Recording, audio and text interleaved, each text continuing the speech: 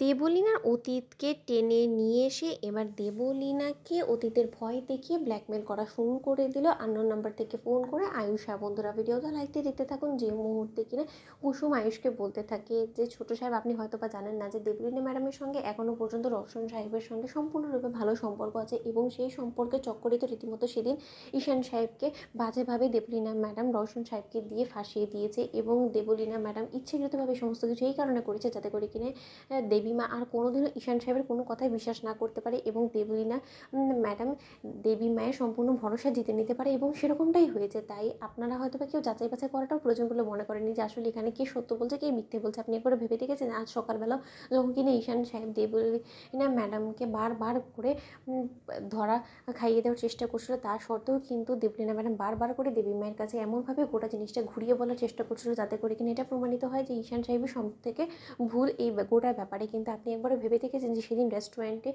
নেশা করা অবস্থায় ঠিক কী কী হয়েছিল এবং কেই বা ঈশান সাহেবের নেশা করিয়েছিল সেই সমস্ত কিছুকে আদৌ তথ্য আপনারা যাচাই করার চেষ্টা করেছেন? বলুন তো করেননি। কিন্তু আমি নিশ্চিত আপনি যদি সেই রেস্টুরেন্টে যান, ঈশান সাহেবকে জিজ্ঞেস করে সেই রেস্টুরেন্টের নাম এবং সেই রেস্টুরেন্টে যাওয়া মাত্রই সেখানকার সিসিটিভি ফুটেজ চেক করা মাত্রই আপনি সম্পূর্ণটা আমি আশা করবো যে আপনি জানতে পারবেন। ঠিক সেই মুহূর্তে আয়ুষ যখন বলতে থাকে যে তাহলে আর দেরি কিসের, চলো বরঞ্চ আমরা সেই রেস্টুরেন্টে যাই। অন্যদিকে সেই রেস্টুরেন্টের সিসিটিভি ফুটেজটা আয়ুষ যখন চেক করে এবং সেখানে যখন স্পষ্ট দেখা যায় যে রওশনী রীতিমতো ঈশানকে ইচ্ছাকৃতভাবে জোর জবরদস্তি করে সে ড্রিঙ্ক করিয়ে ঈশান যাতে মিটিংয়ে গিয়ে সিনক্রেট করে সেই সমস্ত কিছু করার চেষ্টা করছে, তখনই আয়ুষ বলতে থাকে যে এবার আমি বুঝতে পেরেছি কিন্তু দেবলীনা যে এরকমভাবে রওশনকে এবং ঈশানকে দুজনকেই ব্যবহার করছে সেটা আমার জানার বাইরে ছিল। কিন্তু এবার এই রওশনই হয়ে উঠবে দেবলীনার জন্য কাল, কারণ এই রওশনের সঙ্গে দেবলীনার সকল কুকীর্তির কথা একমাত্র ঈশান এবং দেবলীনার ক্লোজ ফ্রেন্ডসরাই বলতে পারবে এবং তাদের থেকে সম্পূর্ণরূপে সেই সমস্ত নোংরা ছবিগুলোকে নিয়ে এবার দেবলীনাকে ব্ল্যাকমেল করা শুরু হবে। আমিও দেখি দেবলীনা যে তুমি কী করে এবার আমার পাতা ভাত থেকে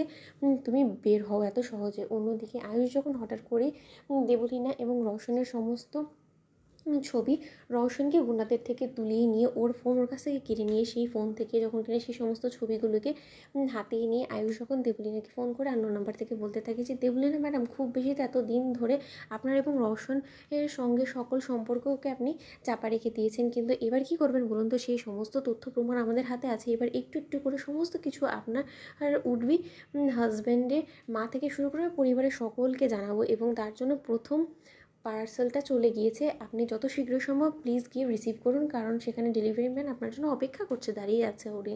অন্যদিকে দেবলীনা যখন এই কথা শোনা মাত্র বলতে থাকে যে কি আপনি বলুন তো, আপনি কেন নাম্বার থেকে ফোন করে আমাকে ব্ল্যাকমেল করছেন? বলুন তো আপনি কি মনে করছেন আপনি আমাকে ব্ল্যাকমেল করলে কি আমি সমস্তটা স্বীকার করে যাবো এবং আমি এটা অ্যাকসেপ্ট করে নিব যে রওশন আমার বয়ফ্রেন্ড? তো বন্ধুরা লাইক কমেন্ট শেয়ার করে সাবস্ক্রাইব করতে ভুলো না।